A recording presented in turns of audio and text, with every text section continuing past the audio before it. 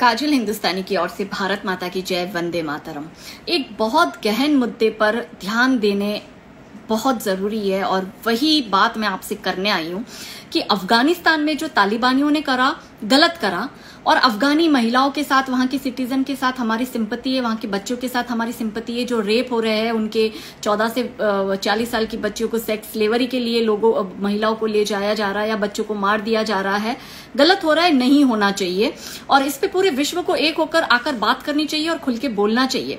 लेकिन सबसे बड़ा सवाल मेरा ये है कि ये जो 56 इस्लामिक मुल्क जिन्होंने मिलकर OIC करके ऑर्गेनाइजेशन ऑफ इस्लामिक कंट्री का एक पूरा ग्रुप बनाया है, ये लोग क्यों चुप है? ये अब कहां है? ये क्यों अपने ही मुस्लिम भाइयों की मदद करने नहीं आ रहे? और ये लोग क्यों ये एक्सपेक्ट करते हैं कि नॉन इस्लामिक कंट्री जो है वो मदद के लिए आगे आए? चाहे आप सीरियन रेफ्यूजी की बात करो, ईरानी रेफ्यूजी की बात करो, बांग्लादेशी रेफ्यूजी की बात करो, रोहिंग्याज रेफ्यूजी की बात करो, इन हर जगह आपने एक कॉमन चीज नोटिस करी कि ये सारे के सारे रेफ्यूजी स्टेटस लेने के लिए गैर इस्लामिक मुल्क में ही क्यों जाते हैं?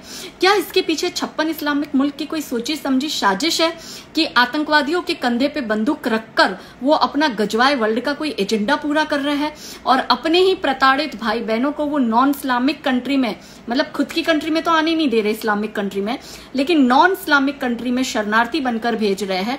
और यही लोग कुछ वर्षों के बाद ये कहते हैं कि किसी के बाप का ये देश थोड़ी है और स्टेटस भी मांगते हैं नागरिकता का या जो भी है। ठीक है, ह्यूमन राइट्स की हम बात करते हैं और जरूरी भी है, लेकिन ये ह्यूमन राइट्स का ठेका हर बार हम लोग क्यों ले?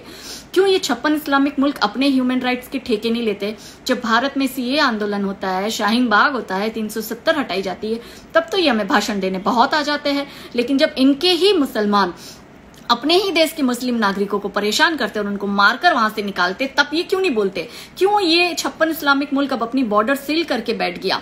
और क्यों भारतीय मुसलमान इस बात पर बोल नहीं रहे हैं? जब सऊदी से ऑक्सीजन आता है तब तो बहुत चिल्लाते हैं कि मोहम्मद के शहर से ऑक्सीजन आया, तो अब मोहम्मद के शहर में इन अफगानी शरणार्थियों को शरण क्यों नहीं दे रहे हो? क्यों भारत को कह रहे हो कि इन्हें शरण दो?